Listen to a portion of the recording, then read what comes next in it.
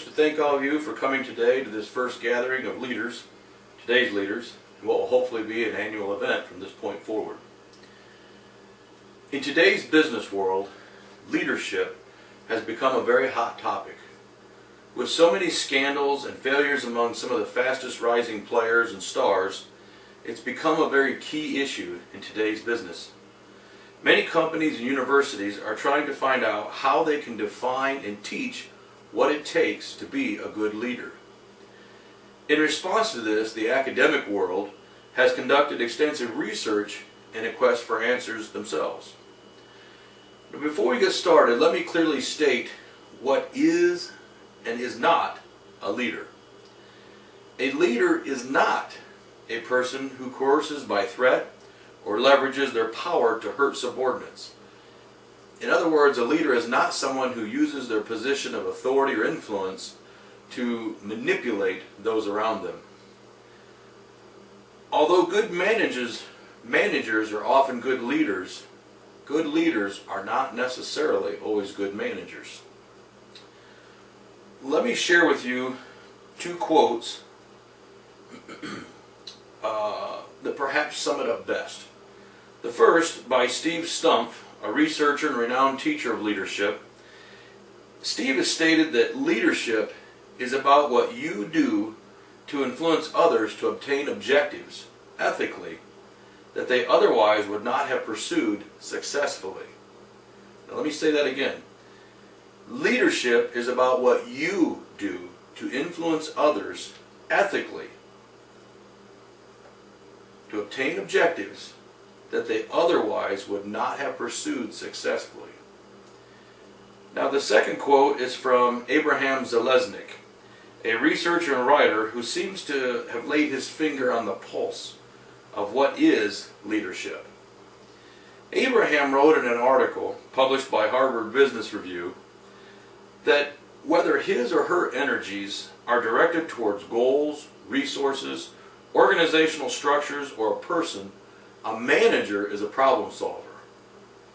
Leaders, on the other hand, have a propensity to influence moods, shape expectations, and to establish direction.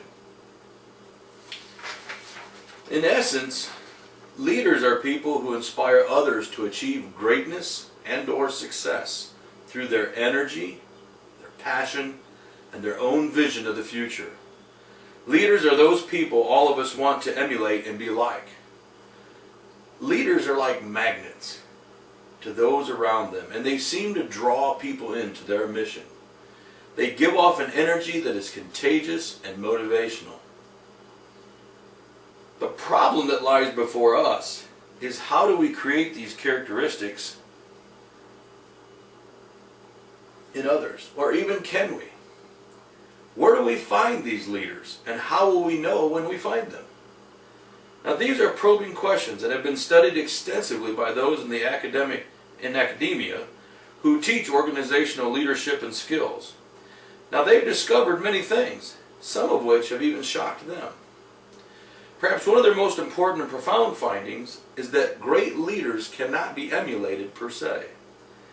Greatness seems to be defined by the context of one's surroundings. As an example, both Winston Churchill and Adolf Hitler were headed into lives of mediocrity prior to World War II. The context of events that led up to World War II and the events during the war forever gave them both a place in history. Another discovery that is equally profound is that no specific set of skills or innate abilities is possessed by leaders. It would seem that we all have the potential to be leaders. Some people have certain characteristics that assist them in leadership positions, but they do not of themselves guarantee a person is destined to be a leader.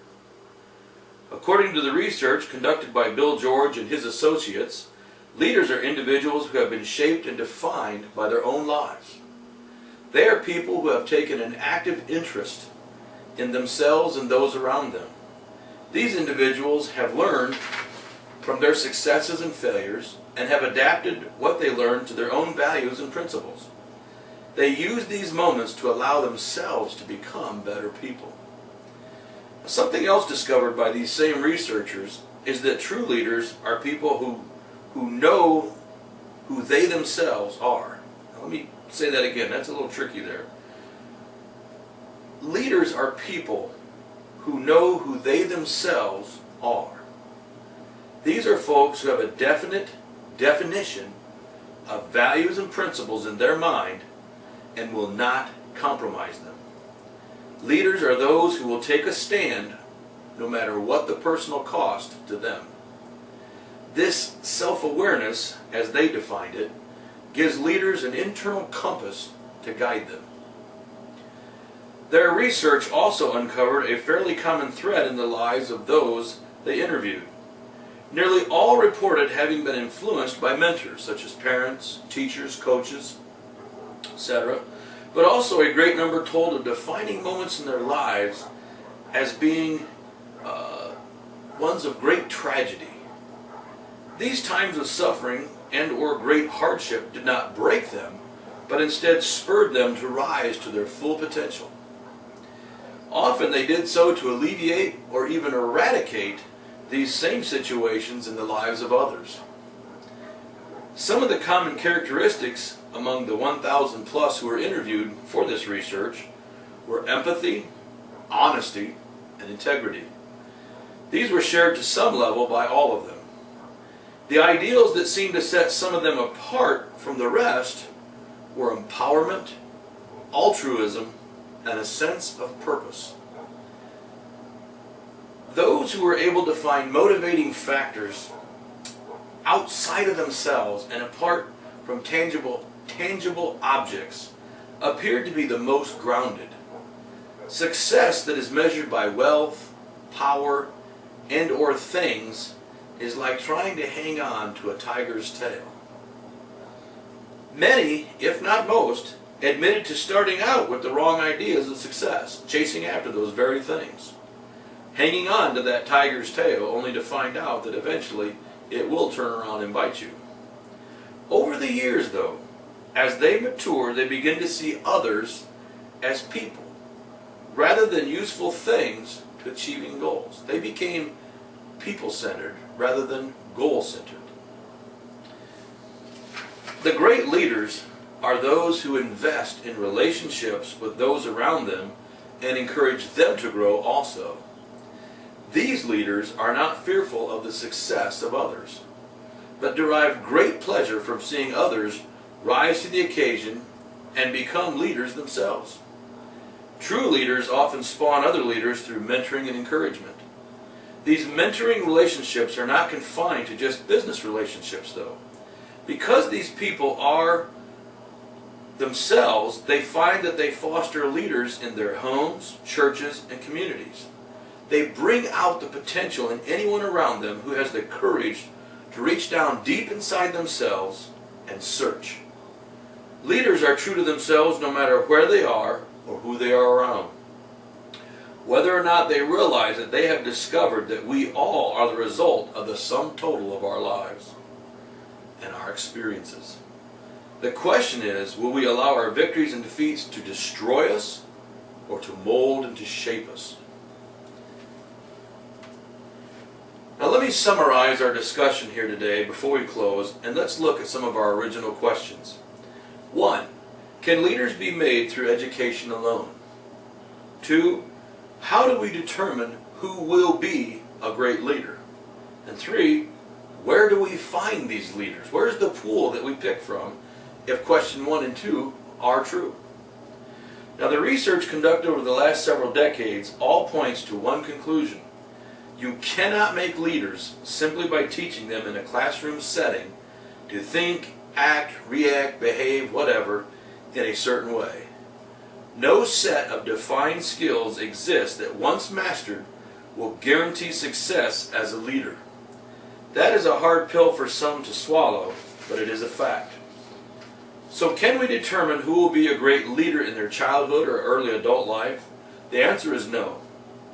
Many started from wonderful homes and supportive families, while many developed under deplorable conditions.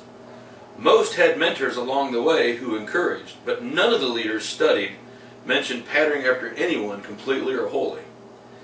Yet they all somehow have reached their potential for this moment and are striving to keep on moving. That, of course, means that question 3, is moot. We cannot comb colleges, high schools, or elementary schools looking for the greatest potential and expect amazing results. We cannot genetically test babies and select the right ones to pour time, energy, and resources into so that we are guaranteed a later harvest of great leaders. So, what can and should we do? Sorry, overhead's not working.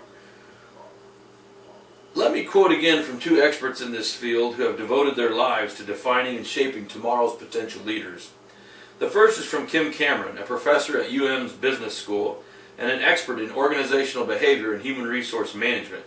Now, Kim said, "Some people have an inclination to learn some competencies faster or better than others, and some people reflect more charismatic or likable characteristics than others. But many great leaders are not those that appear on the covers of Time and Fortune. They have learned to achieve spectacular results in their own circumstances. Think of parents. Can people learn to become better parents, or are we just born either competent or not? Everyone would agree that effective parenting can be learned and improved. So can effective leadership." Now, the second quote is from Jay Conger, a professor of organizational behavior at London Business School and a senior research scientist at UCLA. And he agreed with Professor Cameron, and he stated emphatically, yes, most definitely. Here, work experiences, bosses, special projects, role models, education, all of it plays a role in leadership development. He used an analogy with sports where he said, not everyone can become an outstanding player despite coaching, yet most will benefit and improve their game. A few will go on to become stars or outstanding leaders given coaching, extensive experiences, and personal drive.